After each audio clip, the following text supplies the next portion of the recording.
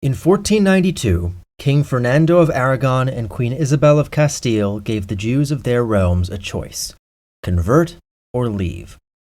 Just how many Jews were living under the Spanish crown is hotly debated. Historical estimates typically range between 300,000 and 800,000, but in the past I've given an estimate of 400,000, and for the purposes of this video, I'm going to stick with that. Assuming a Jewish population of 400,000, it's estimated that 100,000 chose to convert to Catholicism in order to remain where they were. Of the majority who chose to leave, around 150,000 were evacuated to the Ottoman Empire, 50,000 resettled in North Africa, and 100,000 took refuge in neighboring Portugal. Unfortunately for the latter, Portugal soon issued its own edict of expulsion, and only in name, as any pretense of choice was soon abandoned, and all but a tiny number of escapees were forcibly converted. Even as converts, these so-called new Christians were treated as second-class citizens, barred from holding certain jobs, subjected to the caprices of the Inquisition, and occasionally murdered or enslaved. Over the next century and a half, a steady stream of Jews who'd remained faithful to their old religion were able to escape to India, the Ottoman Empire, and friendly port cities elsewhere in Western Europe, from which later generations migrated to the New World. For a time, these so-called Portuguese Jews were often the wealthiest, most educated, and most illustrious figures among the Jewish communities where they resettled. But by the mid-18th century, that steady stream of hidden Jews leaving Portugal had dried up. Within Portugal itself, rumors persisted of lost Jewish communities deep in the mountains, but as far as anyone could tell, Judaism in Portugal was truly dead.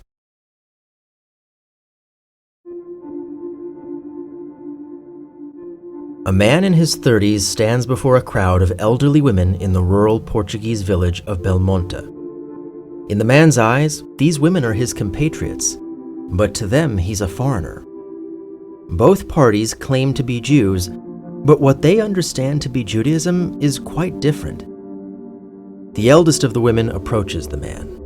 Since you claim to have different prayers from ours, at least recite for us a Jewish prayer in the Hebrew language you assure us is used by other Jews. The man is doubtful that prayer can help, but he obliges.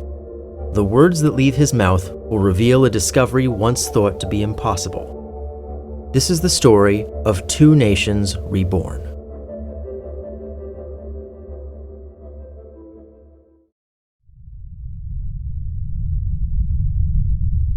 On the 1st of November 1755, the Portuguese capital Lisbon was struck by a magnitude 7.7 earthquake, followed by a tsunami and a massive fire which leveled most of the city and killed at least 12,000 people. This was the worst natural disaster in 18th century Europe, a truly global event, but it also set Portugal on a radical new path. A few months after the quake, the relatively new King José I baffled and deeply angered the political establishment by appointing a new Secretary of State for Internal Affairs in the Marquis of Pombal, a once obscure diplomat and academic who had become a devotee of Enlightenment philosophy. Over the following 18 years, Pombal used the aftermath of the earthquake to slowly but radically reshape the Portuguese state, primarily by reducing the political power of the Catholic Church. His choice to rebuild Lisbon on a grid, for example, was just as much about rational city planning as it was about seizing church land and removing church architecture from the city skyline. But most significant for our purposes were his policies regarding the treatment of so-called new Christians, the descendants of those original Jews who'd been forcibly converted. Even after 2.5 centuries, these people continued to be treated as second-class citizens, despite the fact that only a tiny minority had ever practiced Judaism or identified as Jews of their own accord. That such people often tended to be skilled craftsmen and merchants who fled the country at the first opportunity didn't escape Pombal's notice, and he credited this as a major contributing factor in Portugal's decline as a great power. It had also become a tremendous liability for Portugal's international standing. Who did or didn't count as a new Christian was determined not by birth records, but by dubious enemies lists published by the Portuguese Inquisition as a pretext to publicly shame, expropriate, and occasionally execute their political rivals. So as part of their wider reforms to education, the economy, and the constitution, Pombal and the king passed a series of laws ending the separate status of New Christians and all but eradicating the Inquisition. It would continue on as a powerless legacy institution before quietly fading away in 1821. To be absolutely clear, this was not Jewish emancipation. As far as the law was concerned, none of the people affected by these reforms were Jewish, and Catholicism continued to be the exclusive state religion. Even so, something very strange began to happen. Jews from other countries began immigrating into Portugal. Due to its historic alliance with Britain, Jews who were British subjects were free to reside openly in the country, first settling in Lisbon around 1801. The subsequent Peninsular War brought yet more British Jews to the capital, and by the war's end, Jewish services were being held in Lisbon for the first time since 1497. Following the Liberal Revolution of 1820, Deputy José Ferrão made the radical proposal that Portugal attract Jews back to the country by offering them citizenship. But of course that could never happen, and ultimately even the revolutionaries voted to maintain Catholicism as the state religion and the exclusive religion of citizenship. However, under the brief rule of Emperor Pedro of Brazil, explicit freedom of religion was granted to foreigners, effectively legalizing the status quo while opening the door for future Jewish immigration. Though the Jews of Lisbon were targeted by the reactionary forces of Pedro's brother Miguel during the ensuing liberal wars, the mid-19th century saw a small influx of Jewish families from Morocco. Around the same time, the Carlist Wars in neighboring Spain and the emergence of the Jewish studies movement had inspired a renewed fascination with Sephardic Jewish history and the implications for a Jewish future on the Iberian Peninsula. Beginning in the 1860s, the Swiss rabbi and historian Meyer Kaiserling wrote a series of books on Jewish history in Spain and Portugal. A couple decades earlier, Western visitors to China had rediscovered the lost Jewish community of Kaifeng, leading Kaiserling to postulate that a lost Jewish community might still exist in the Portuguese hinterland. Despite the long-term trend towards liberalization, most of Portugal remained deeply religious and conservative, which kept anti-Semitic attitudes in the mainstream and pressured Jews from outlying areas to resettle in Lisbon, necessitating the construction of the country's first purpose-built synagogue in centuries in 1904. At the same time, decades of escalating tensions at home and abroad led to the overthrow of King Manuel II and the establishment of the Portuguese Republic.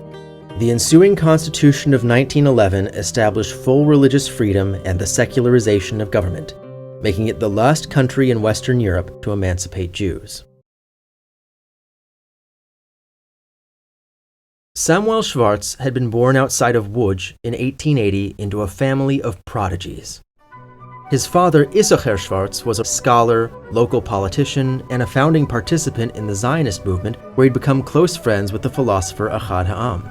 Samuel's younger brother Marek was a painter and sculptor in Paris, who, during his studies at the École des Beaux-Arts, had shared a house with fellow Jewish artists Chaim Soutine, Marc Chagall, and Amedeo Modigliani. With the outbreak of the Great War, another younger brother, Alexander, served in the army of the Polish puppet state created by the German Empire, giving him an early role in the creation of an independent Poland before becoming a scientist and inventor in Canada. And by the way, as this video comes out, friend of the channel Sermanity is releasing his own video all about that Polish puppet kingdom. Though a mining engineer by trade, Samuel Schwartz's first love was history, and he used his day job as a way to travel and fund his passion. He first took an interest in Sephardic studies during a series of work trips to Spain, but he found absolutely no evidence of crypto-Judaism there. In fact, he noted that Spaniards known for having Jewish ancestry tended to be exceptionally zealous in their Catholic faith. With the outbreak of the First World War, mining work in France and Britain dried up, compelling Schwartz to relocate his young family to Portugal. He'd heard good things about the country during his time in Spain, and while Portugal was hardly insulated from the war, there was plenty of work to be found in the tungsten mines outside the small village of Belmonte near the Spanish border.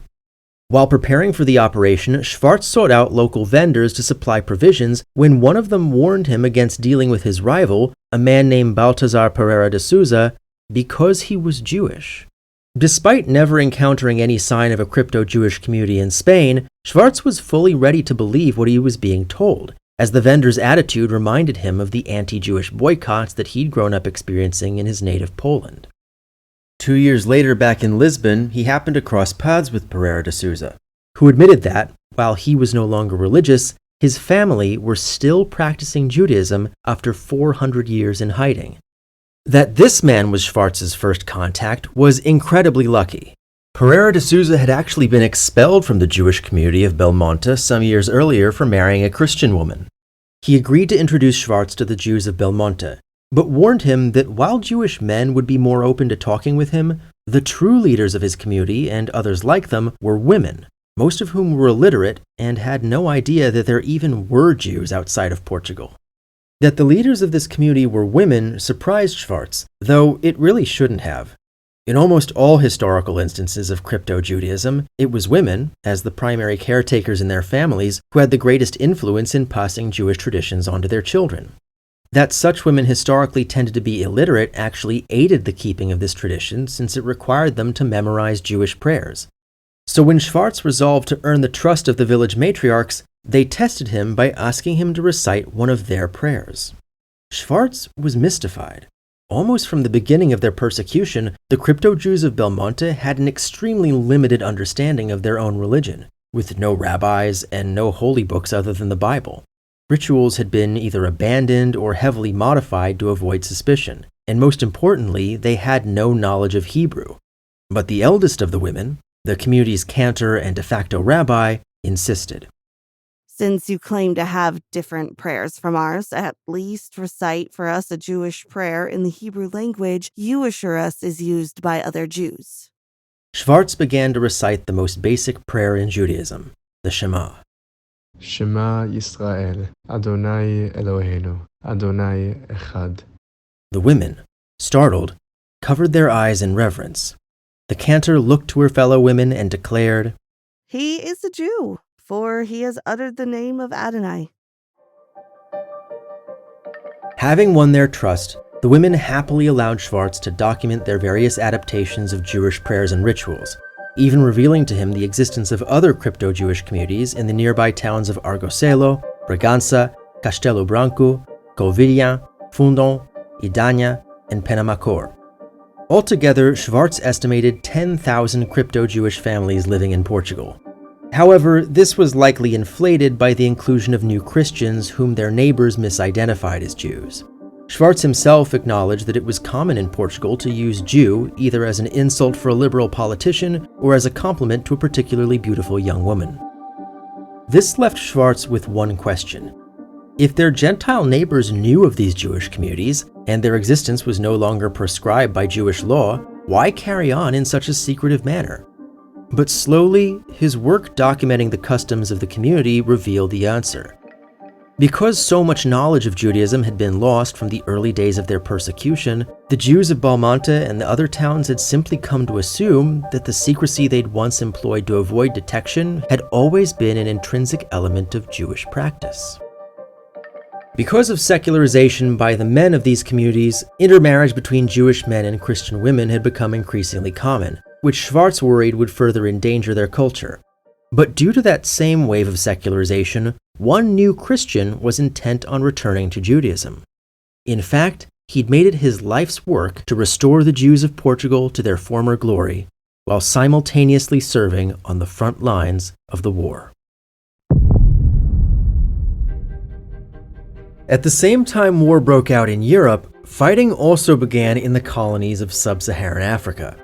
With the notable exception of Tanganyika, all of the German colonies fell very early in the war. But that didn't stop German troops from taking refuge or even expanding the fighting into Portuguese colonies like Angola. Portugal had tried to overlook these incidents, but attempts by German U-boats to blockade Portugal's largest trading partner, Britain, pushed the government over the edge. In early 1916, the Portuguese seized German merchant vessels in Lisbon, leading Germany to declare war. A year later, the 55,000-man Portuguese Expeditionary Corps was deployed to the northern end of the Western Front in Flanders, and incredibly, one of their platoon commanders was Jewish. Sort of. Lieutenant Artur Carlos de Barros Basto was born in 1887 in Amaranta, one of many cities along the Douro River known for having a large population of new Christians. Now, as I said earlier, the identities of New Christians were mostly determined by politically motivated enemies lists published by the Inquisition rather than actual genealogical records, so the truth of Baruch Bashtu's ancestry had mostly been forgotten. That is until 1896, when Artur's grandfather Francisco revealed on his deathbed that the family had originally been Jews. Ironically, a subsequent investigation of family records made clear that Francisco had been his only New Christian ancestor, but the discovery nevertheless gave him a new identity and purpose in life: to return to Judaism and bring the new Christian community with him. Of course, that decision also made his life a lot harder. While studying at the Polytechnic Institute of Lisbon, Baruch Bashtu visited the newly opened synagogue of Shaarei Tikva, where he was welcomed as a friend but not as a fellow Jew, which by Jewish law he wasn't. Most people in Europe had some Jewish ancestry, some of them even traceably so, but that didn't make them Jewish. To be accepted into the community, Baruch Bashtu would have to convert, which at the time would have forced him to relinquish his Portuguese citizenship and, more importantly, end his career in the Portuguese army, who had sent him to the Polytechnic in order to complete his training as an officer. Conversely, the awareness of his Jewish ancestry, however distant, ended his engagement to a Christian woman whose family refused to accept him. The Revolution of 1910 offered a solution to many of these challenges. Indeed, it was Baruch Bashtu who first raised the new Republican flag over the city of Porto. And when Samuel Schwartz arrived in Belmonte and began publicizing his discoveries, Baruch Bashtu's dream of reviving the old Jewish community was further emboldened. Of course, that would have to wait until after the war, but the young officer's service in Flanders only boosted his reputation. There, he was promoted to captain and led his company to the Scheldt River in the very last hours of the war. Returning from battle, Baruch Bashtu attended an awards ceremony in Coimbra where he received a knighthood, quite ironically, in the Military Order of Christ. There, the speaker awarding him speculated that he might be related to his fellow recipient, the Viscount of Moraes. The Viscount snapped back that the speaker should watch his words, lest he taint the Moraes name by accusing it of any Jewish ancestry. Undaunted, Baruch Bashtu underwent conversion in Tangier before returning to Lisbon to marry his sweetheart Leah Azincourt, a descendant of one of the Moroccan families that had resettled in Portugal following the Liberal Wars. Together they established the officially recognized Jewish community of Porto and the accompanying newspaper Halapid. Their work, and that of Samuel Schwartz, attracted a fellow traveler in the artist and historian Adolfo Benarouche. All of these people would spend the rest of their lives as leaders of Portugal's Jewish population, but their dream of a Sfarad reborn never came to fruition. Much as the Revolution of 1910 had provoked a wave of secularism across Portugal, it had also provoked a significant backlash from conservative Catholic revivalists, whose numbers paradoxically grew in tandem with the overall decline in religiosity. For the most part, these groups continued to voice their support for the Republic and the Revolution, and they never fully entered the mainstream of politics. But they did accrue enough power to significantly influence Portuguese governments to cede a lot of power back to the Church, and even more so to place Catholicism back at the center of Portuguese politics and culture. This of course culminated in the establishment of the Estado Novo dictatorship in 1933, which reinstated Catholicism as the national religion.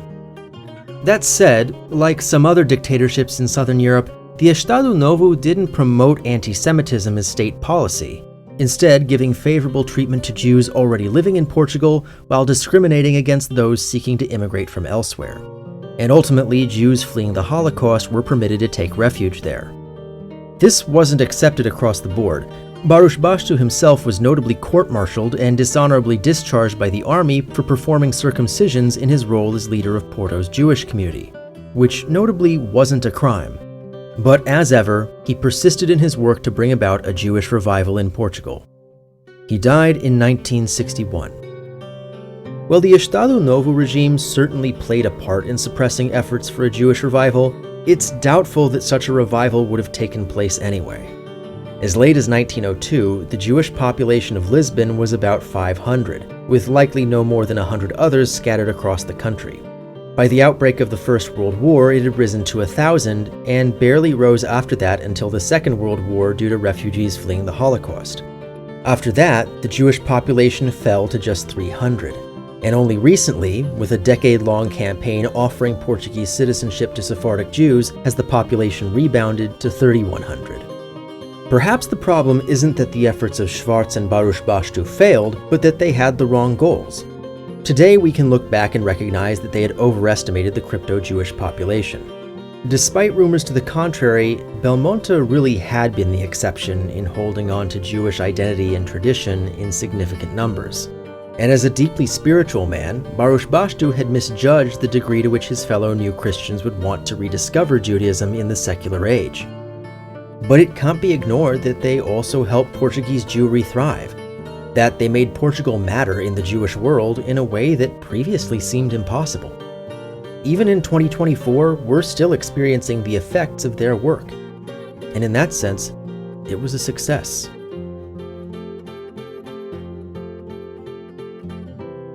Special thanks to my patrons, including Mir Akbar Ali, Jeremy Biskin, Boris Cherny, FC, Matthew Feinberg, Jay Fleischman, Osha Gordon, Bob Huddy, Raphael Kellerman, Sol Cohn, Jacob Kossoff, Eric Lederman, and Jeffrey Schweitzer.